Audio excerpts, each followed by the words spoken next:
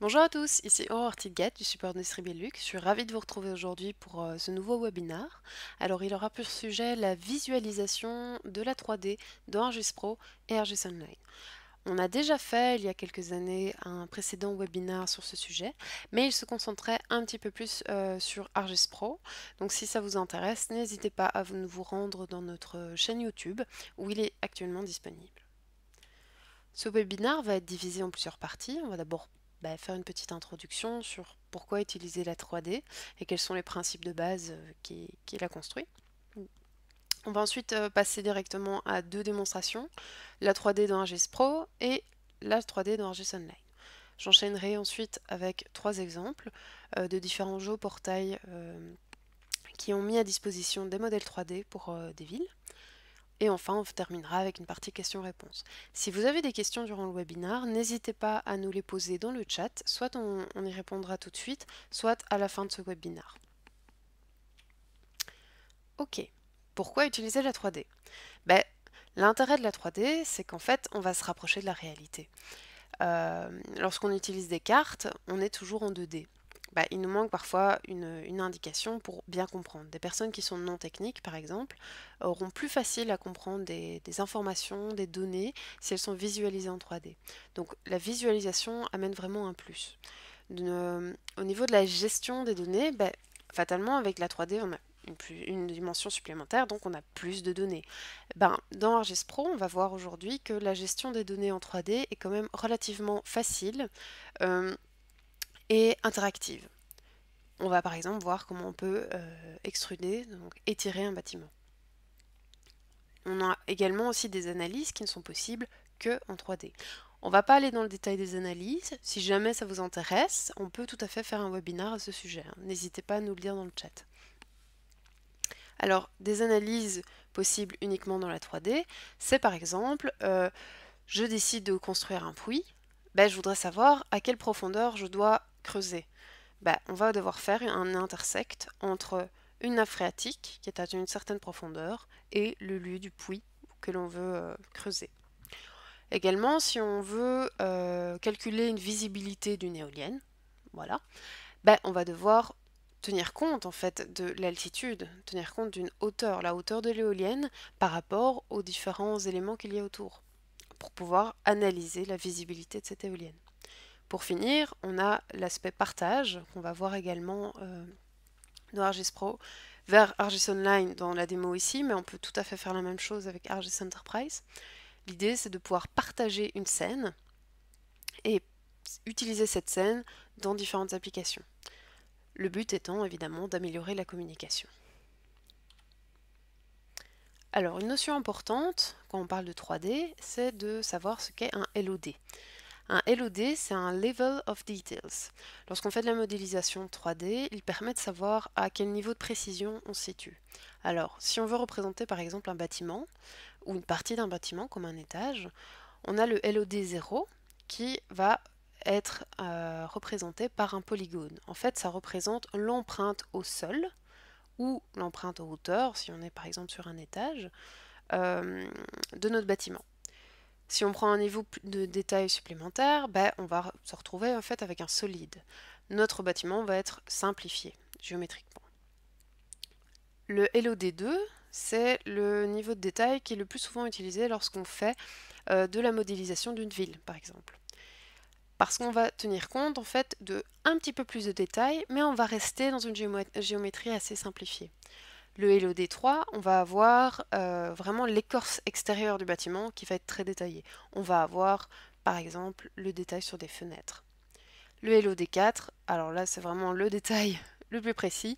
À la fois on a le détail extérieur et les détails à l'intérieur. Maintenant, je vais parler un petit peu de la différence entre une scène locale et une scène globale. En effet, dans ArcGIS Desktop, il y avait ArcScene qui représentait les scènes locales et on avait ArcGlobe qui représentait les scènes globales. Ici, dans ArcGIS Pro, tout est disponible dans un seul et même projet. On a donc les cartes, les scènes locales et les scènes globales. Donc pour savoir laquelle on va devoir créer, il faut connaître la différence entre les deux. La différence, elle se situe simplement sur le système de coordonnées utilisé.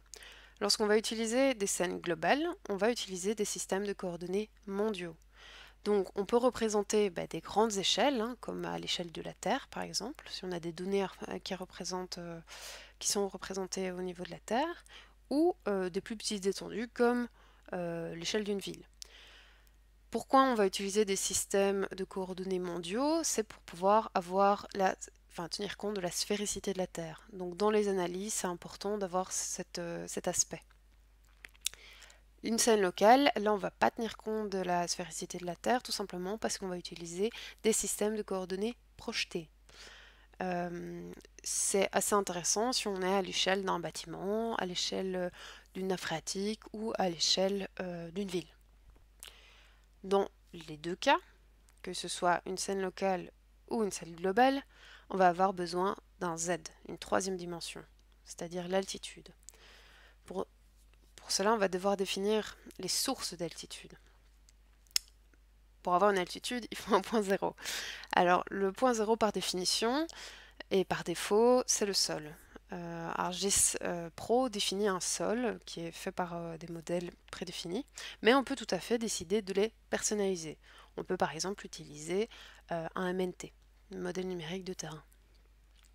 On va ensuite devoir positionner nos différentes données, nos différentes couches, par rapport à cette surface d'altitude du sol. Soit on va être sur le sol, donc à ce moment-là, on peut penser que l'entité est vraiment posée sur le sol, on peut imaginer l'exemple d'un arbre. Soit on va être par rapport au sol.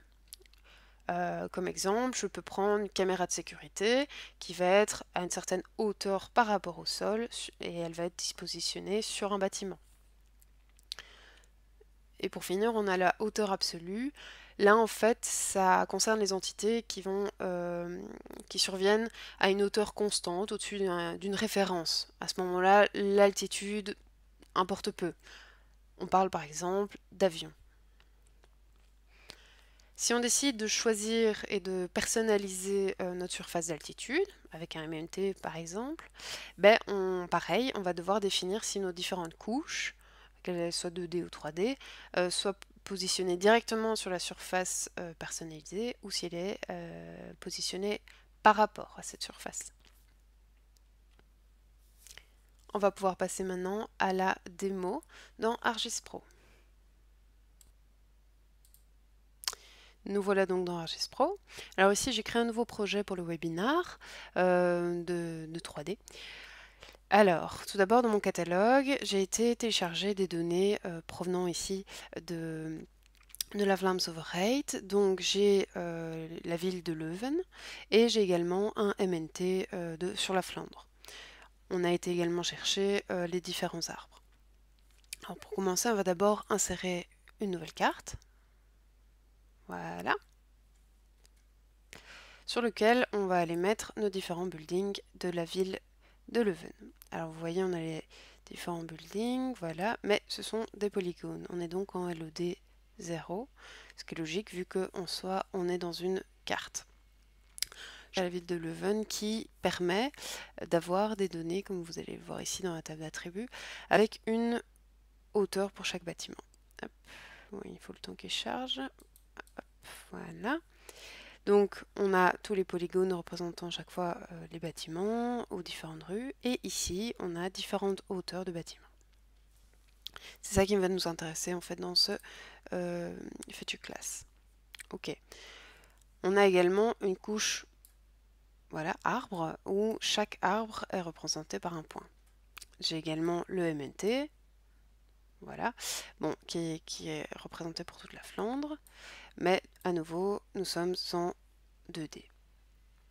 Je vais donc ici le retirer et on y reviendra en 3D. Alors pour passer à la 3D, comment est-ce que je vais faire? Je vais simplement aller dans View.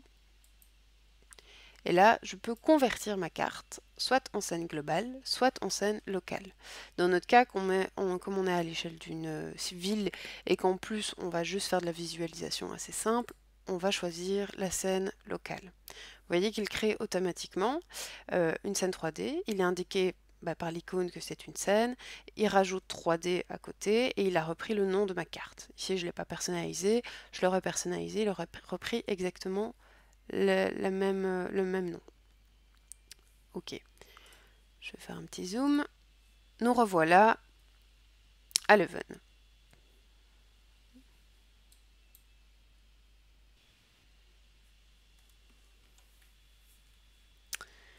Alors, on est à Leuven. Maintenant qu'on est dans une scène, ben, je peux m'orienter, vous voyez, facilement avec la souris pour avoir une vision 3D. Alors, à nouveau, ici, on est, comme je le disais tantôt, en LOD0, c'est-à-dire qu'on est face à une empreinte pour chacun des bâtiments. Il n'y a pas encore de hauteur. Pour mettre une hauteur, on va faire simplement glisser notre couche ici vers les couches 3D. Comme ça, il va comprendre qu'on n'est pas sous forme de polygone, mais qu'il y a une hauteur qui est disponible. Hop, voilà, il va me remettre à jour.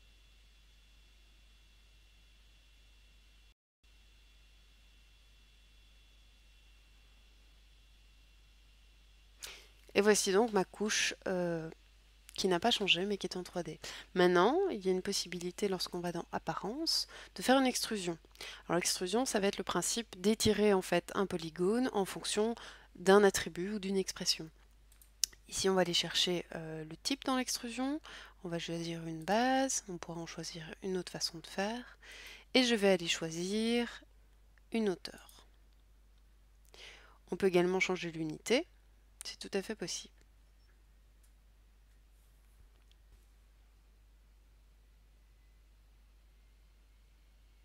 Ok, fait un petit peu le temps que les différents buildings apparaissent.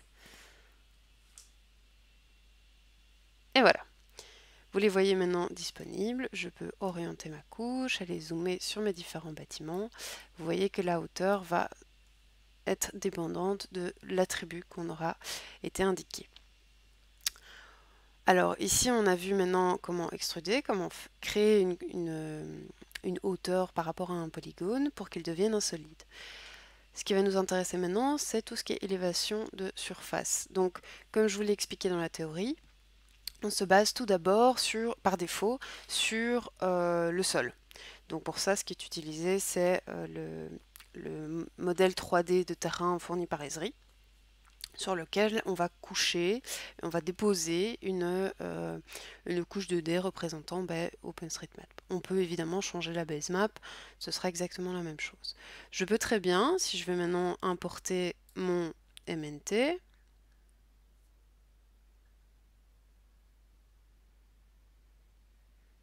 utiliser ce MNT. Vous voyez qu'ici, il est de nouveau sous forme de couche 2D. Je peux très bien aller le mettre ici dans mes couches de surface.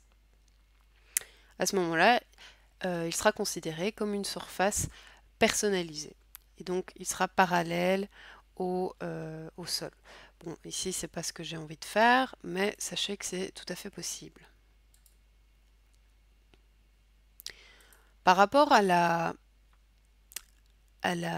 l'altitude et donc à la surface du sol, je peux aller me rendre dans Propriétés, Élévation, et là je vais pouvoir aller choisir soit la fonction sur le sol, on est dans le cas de building, donc c'est ce qu'on va garder, mais on peut être aussi par rapport au sol. Je donnais l'exemple tout à l'heure des caméras qui peuvent être mises à une certaine hauteur du sol sur un bâtiment, et dans le cas par exemple des avions, on peut être à une valeur absolue.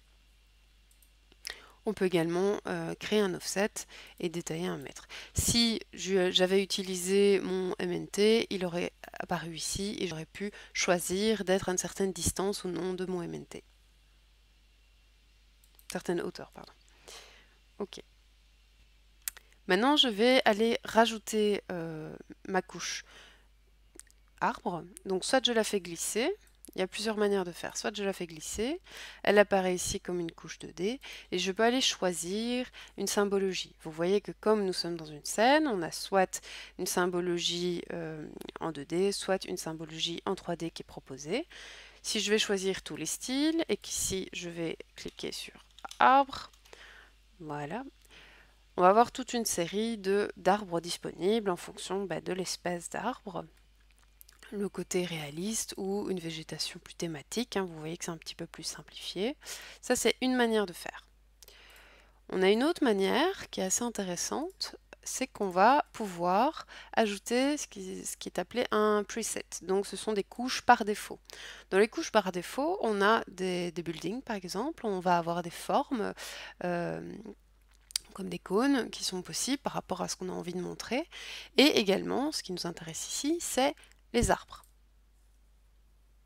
Alors si je vais ouvrir ceci, ben, je vais rechercher ma couche arbre qui se trouve dans ma GDB, voilà. Et ici, je peux aller paramétrer mes différents arbres. Bon, ben, je vais considérer que le type, c'est ceci. La hauteur, ben, la hauteur de l'arbre est mise dans ma table d'attributs. Voilà. Et nous sommes en mètres. Ok. Maintenant, si je vais me rendre près des différents arbres, voilà. Donc vous voyez que maintenant les arbres sont assez détaillés, hein. On a une précision assez intéressante dans la symbologie. Hop, je vais retourner auprès de ma ville. Ici, je peux donc m'orienter assez facilement. Mais ce qui pourrait être intéressant, c'est de pouvoir mettre une comparaison entre voilà, ma carte et ma scène 3D. Alors, je vais zoomer ici dans ma carte et vous voyez qu'on va avoir les données. Je peux à nouveau rajouter dans ma carte les arbres. Oups, et vous les voyez apparaître. On peut ainsi comparer. Alors, vous voyez que si je me déplace sur une carte ou sur la scène, elles ne sont pas liées. Il est tout à fait possible, grâce à View, de lier l'ensemble des deux représentations. Donc, soit par le centre, soit avec le centre et l'échelle. Hop, voilà, il s'est mis à apparaître. Si je me déplace dans l'une, maintenant je vais me déplacer dans l'autre. Je vais faire un zoom, je peux également m'orienter. Vous voyez que l'orientation est reliée. Alors maintenant qu'on a vu dans ArcGIS Pro comment créer une carte 3D, comment faire une symbologie des différents éléments, je vais également, j'en profite pour vous montrer comment dans une scène, on peut voilà, symboliser également les différents bâtiments. Parce que ici, voilà, on a des polygones, des solides bleus, c'est pas ce qu'il y a de mieux. On peut aller mettre, par exemple, du béton. Voilà, et maintenant on va voir que toute ma ville va être en béton, ce qui est un petit peu plus réaliste. Vous voyez également qu'ici nous avons de l'eau tropicale ou de l'eau de l'océan. Ce qui est assez chouette, c'est qu'avec ces différentes possibilités, on voit un mouvement dans l'eau qui est représentée. C'est pour ça qu'ici il y a static water, parce qu'il n'y a pas de mouvement dans cette symbologie-là. Voilà, donc on a une belle carte. Et on a une belle scène. Maintenant, on va vouloir les partager. Pour les partager, c'est assez simple. On va dans Share. Et là, vous voyez qu'il y a WebScene. Voilà. Lorsque j'appuie sur WebScene, il y aura une possibilité de partager la WebScene sur un ArcGIS Online ou évidemment sur un ArcGIS Enterprise. Si je vais dans Content, je vois qu'on a la scène et qu'il y a différentes couches qui sont disponibles avec mes arbres et avec mes buildings. Ici, je peux ajouter un résumé, des balises, comme d'habitude, et puis analyser ma scène et la partager. Voilà pour cette petite démo sur ArcGIS Pro. Je vais retourner maintenant à mon PowerPoint car nous allons passer à la démo sur ArcGIS Online.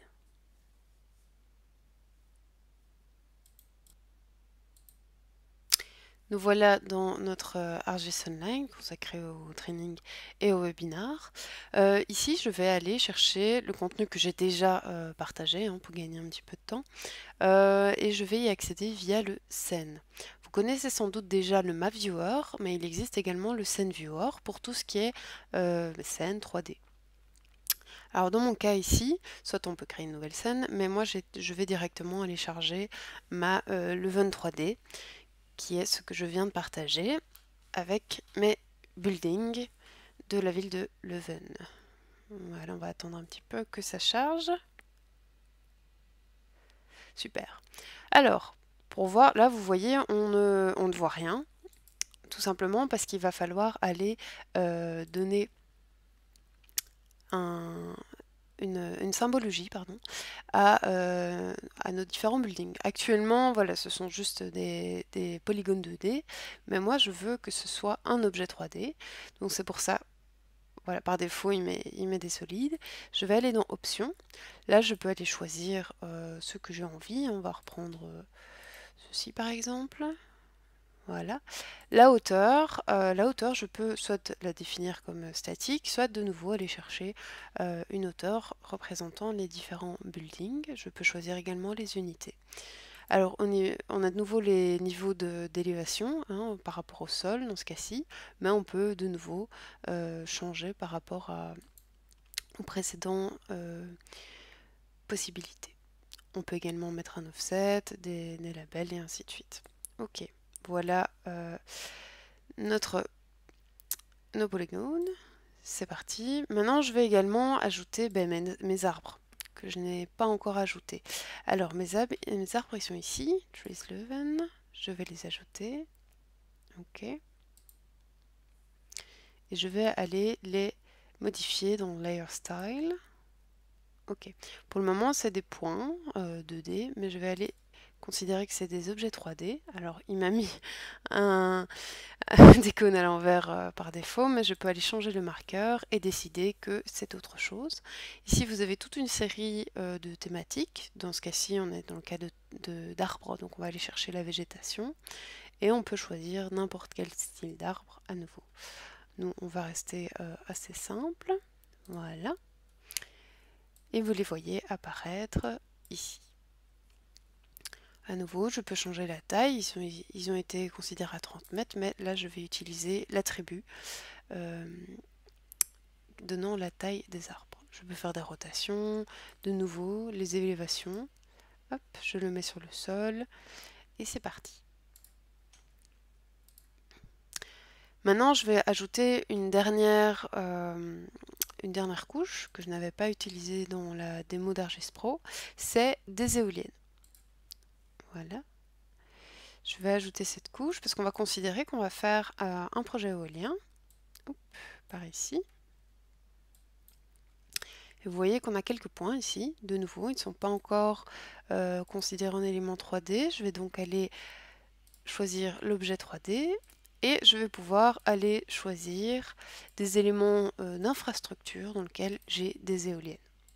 Voilà, le marqueur est de nouveau modifié. Je vais à nouveau changer la taille de l'éolienne. Et vous voyez que directement, on a un élément qui apparaît qui est assez réaliste. Hein. Je peux me déplacer, je peux bouger. Voilà, je peux aller comparer mon projet éolien avec mes différents arbres. Alors, vous avez toute une série ici de widgets assez classiques hein, qu'on retrouve dans les cartes. Je peux changer ma base map par exemple. Ce qui est assez chouette ici, c'est que je peux changer la lumière du jour. Hop, voilà, on voit l'orientation du soleil et les ombres qui sont indiquées. Je peux faire des mesures d'analyse assez classiques, partager.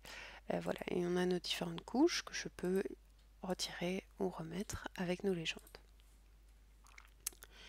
Une autre chose intéressante dans le Scene Viewer, c'est qu'on peut mettre des slides. Alors, c'est quoi une slide? L'idée de la slide, ça va être de pouvoir faire comme une sorte de bookmark, hein, d'étiquette, de marque-page, qui va s'arrêter sur un endroit. Je vais capturer un endroit. Donc, par exemple, ici, je vais capturer cette vue-ci, que je vais appeler centre. Voilà. Et je vais décider qu'on va pas voir la couche wind, turbines et pas les arbres. Voilà. Ça va être pour centre.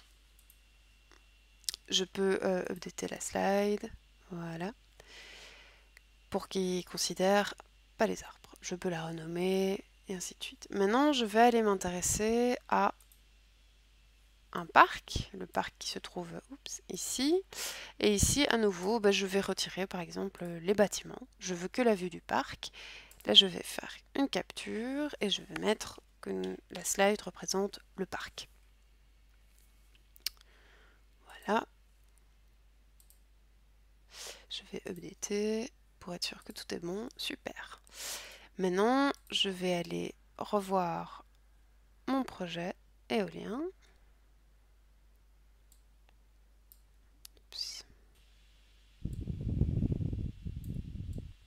Voilà, qui se situe ici. Et je vais aller faire une capture de ce projet-ci, que je vais mettre projet. Super.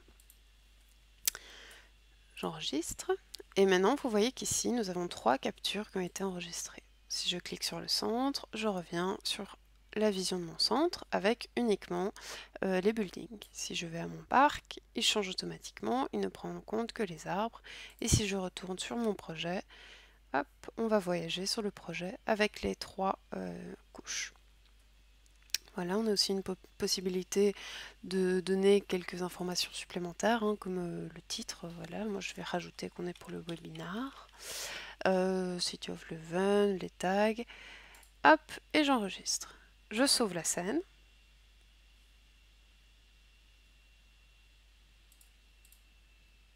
C'est parti. Ok. Maintenant, elle se trouve dans mon contenu. Je vais donc aller me rendre dans mon contenu.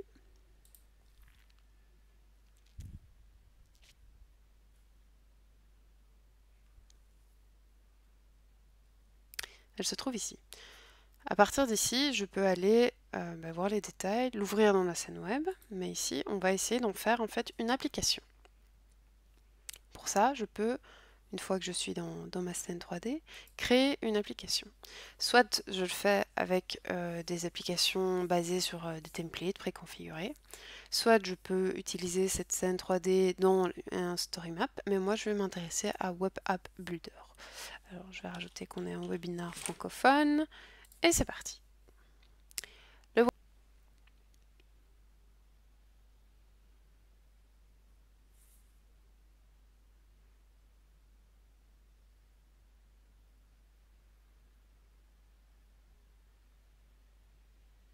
Et voilà, la scène est apparue. On voit que nos différents éléments sont là.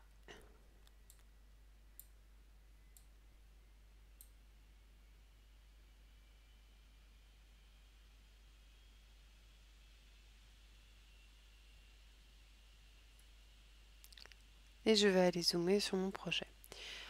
En attendant que ça charge, vous pouvez voir ici qu'on a les thèmes assez classiques qui reviennent. On a les détails sur la scène et on peut également configurer différents widgets. Alors ici, il y a toute une série de widgets qui sont prédéfinis comme d'habitude. On a également ici la lumière du jour, comme on a vu, on peut paramétrer ceci et permettre aux utilisateurs de l'application de jouer avec. Et on a également ici les 3 slides que j'ai déjà prédéfinis. Alors vous les voyez apparaître ici. Dans les applications 3D, on a aussi toute une autre série d'applications spécifiques à la 3D qui sont disponibles ici. Mais je ne vais pas, cancel. Je ne vais pas m'attarder plus là-dessus. Je vais profiter pour vous montrer un petit peu en lien avec notre précédent webinaire, mais l'expérience Builder. Si je vais ouvrir Experience Builder, on peut également créer une Experience Builder, donc une application, un peu comme avec le Web App Builder, mais juste pour nos cartes. L'intérêt ici, c'est qu'on va pouvoir faire un peu comme dans ArcGIS Pro, comparer une carte 2D avec une carte 3D. Pour ça, je vais aller insérer un widget qui représente une carte. Hop. Voilà, je le dimensionne et je vais aller en mettre une autre à côté. Et on va mettre en fait en parallèle une scène et une carte. Je peux également aller ajouter des filtres, je peux mettre des requêtes et ainsi de suite. Mais pour ça, je vous renvoie à notre précédent webinaire sur le sujet. Alors, moi je vais choisir dans les cartes ma map 2D et je vais également aller choisir ma ville ici, webinar. C'est parti. Je vais prendre ma première carte, sélection des données, et je vais ajouter carte 2D. Voilà, ici pour ma carte, je vais dire que c'est une scène 3D. Voilà. peut également relier la carte et la scène ensemble. Pour ça, je vais ajouter une action qui permet de relier, voilà, à la carte 1. Hop, zoom, et je relie le zoom. Je vais faire exactement pareil dans l'autre. Je vais ajouter une action et vous allez voir tout de suite le résultat. Hop, on prend le zoom. Ok, donc pour l'une ou pour l'autre, vous voyez qu'elles sont reliées ensemble. Si maintenant, je vais tout d'abord l'enregistrer, ok, et puis je fais une preview.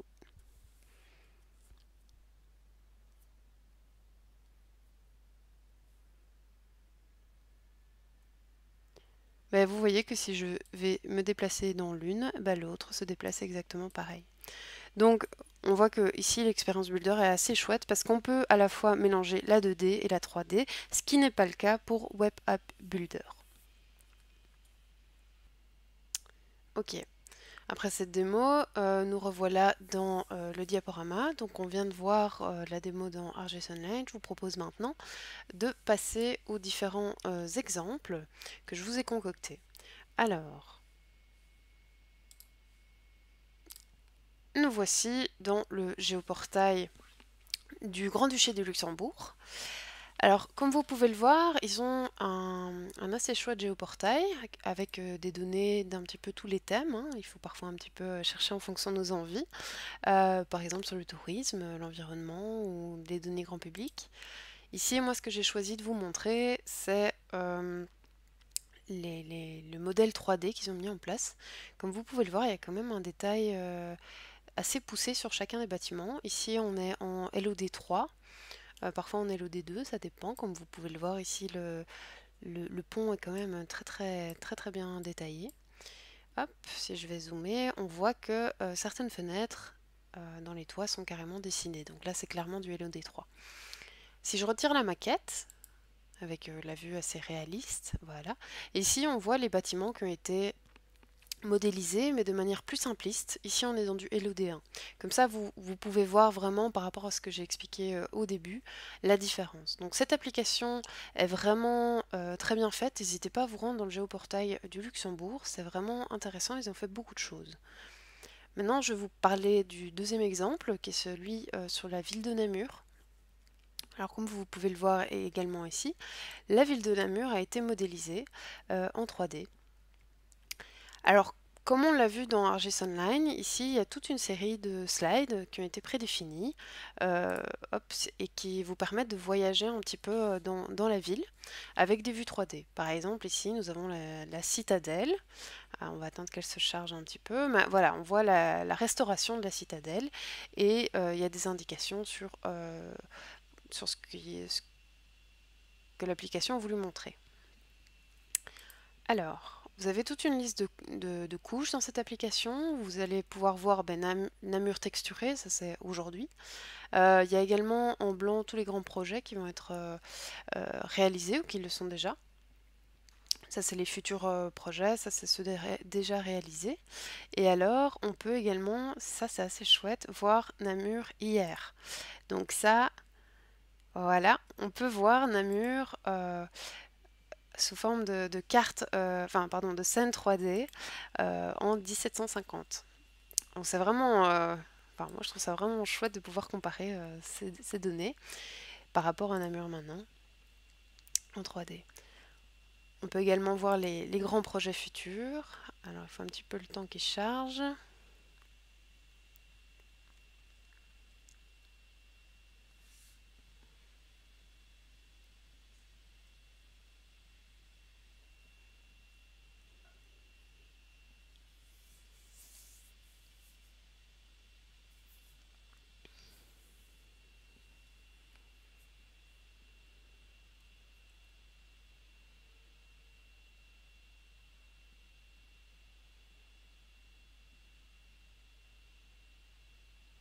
Ok, voilà, on voit maintenant que ici, on a le grognon qui a été intégré, le grand projet qui est en cours à l'heure actuelle. Donc n'hésitez pas à circuler dans les différentes slides en fonction de ce qui vous intéresse. À Namur, voilà, on voit les différents projets futurs et on peut comparer avec ceux de demain.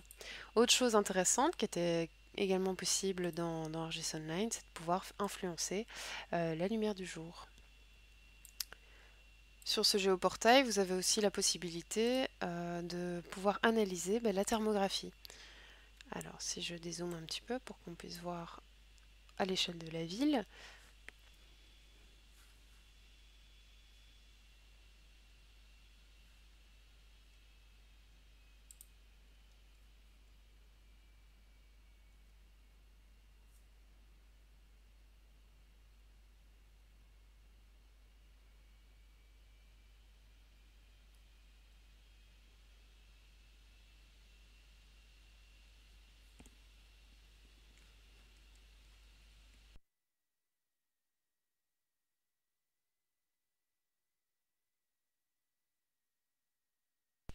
Voilà, maintenant que ça a quasi complètement chargé, on peut voir clairement sur chacune des toitures la thermographie, donc l'isolation en fait, les niveaux d'isolation, s'ils sont bons ou pas bons. Il y a une clé d'interprétation qui a été fournie avec. Si vous habitez à Namur, c'est toujours intéressant de pouvoir avoir ce genre de données. Il existe également un cadastre solaire pour savoir si c'est intéressant ou non d'éventuellement mettre des panneaux solaires. Vous pouvez le voir ici. Je vais passer maintenant aux dernières applications. Ah oui, avant que je passe à la deuxième application, ici vous avez bien sûr pu remarquer qu'on est à un niveau de détail très précis, donc on est dans du LOD 3. Maintenant je vais passer à cette autre application, qui ici on est en Hollande, près d'Amsterdam, à Almere, sur la dune d'Almere. Et toute la dune a été en fait modélisée. Ici, ce qui va nous intéresser, c'est qu'on va pouvoir voir vraiment les détails assez poussés de cette application. Vous pouvez voir, on voit carrément les chaises, les pots de fleurs des différentes habitations. À nouveau, cette application a été construite de manière assez classique, ça, avec ArcGIS, avec la possibilité de mettre les données du jour, avec des analyses, les boutons, enfin les widgets de mesure. Ici, on a les différentes couches, bon, en néerlandais, mais c'est le même principe. Et vous allez voir ici, on a en fait un mesh. C'est pour ça qu'on a ces détails vraiment très très précis. C'est le mesh qui permet ça. Ce qui est vraiment impressionnant, enfin personnellement je trouve, c'est vraiment avec les voitures, pardon. Le détail est assez interpellant. À nouveau, ici, ils ont par exemple intégré des données comme des panneaux de signalisation. On a aussi les lignes électriques, ainsi de suite. On a toute une série de slides qui nous permettent de voyager un petit peu dans cette dune qui est ici, voilà, que l'on peut voir maintenant de manière plus simple. Voici pour ces différents exemples. On va enchaîner maintenant à la partie questions-réponses. Alors n'hésitez pas à poser toutes vos questions dans le chat. Je vais y répondre à la fin de cette petite présentation. Surtout, allez-y, le but est que ce soit interactif. En attendant, voici déjà quelques liens vers les différents tutoriels concernant la 3D dans ArcGIS Pro et ArcGIS Online, le précédent webinaire qui a été fait sur le sujet. Je vous mets également les différents exemples que je vous ai présentés ici pour le portail du Luxembourg et pour la ville de Namur en 3D. Si vous les voulez directement sous forme d'URL, on peut vous les mettre évidemment dans le chat. N'hésitez pas à nous demander. J'en profite pour vous parler du prochain webinaire. Il aura pour sujet créer des cartes et effectuer des analyses dans ArcGIS Online. Il aura lieu dans un mois, le 25 juin. N'hésitez pas à nous rejoindre. J'en profite également pour vous parler du prochain training. Alors il a lieu la semaine prochaine. Il aura pour thème utiliser ArcGIS au sein de votre organisation. N'hésitez pas, si vous êtes intéressé par des trainings, à nous contacter. Il y aura toute une série de nouveaux trainings qui auront lieu en septembre et octobre. Alors si vous avez des questions, des projets, des envies, n'hésitez pas à nous contacter. On peut organiser des trainings, on peut également organiser des coachings personnalisés pour votre entreprise ou pour vous-même. Et on peut également vous accompagner dans différents projets. Vous pouvez nous contacter aux coordonnées ci-dessous, donc info@esribelux.com et le numéro de téléphone. Ok, je vais m'arrêter quelques instants et je vous retrouve tout de suite pour répondre à toutes vos questions. Tout de suite.